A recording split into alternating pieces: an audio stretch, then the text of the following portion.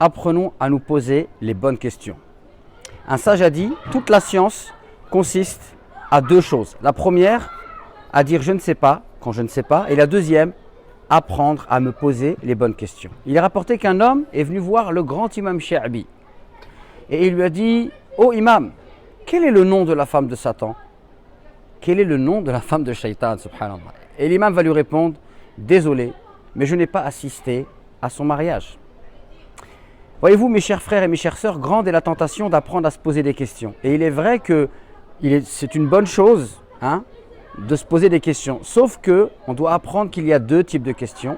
Il y a des questions qui sont profitables et des questions qui ne ramènent que des doutes, de la polémique et finalement des informations dont on pourrait très bien se passer. Et sachez également que se poser la bonne question est la voie du prophète alayhi salatu wassalam. Un jour, un homme est venu voir le prophète et il lui a dit « Ya Rasulallah, mata sa'a » ô prophète d'Allah, quand viendra l'heure, c'est-à-dire l'heure du jugement dernier.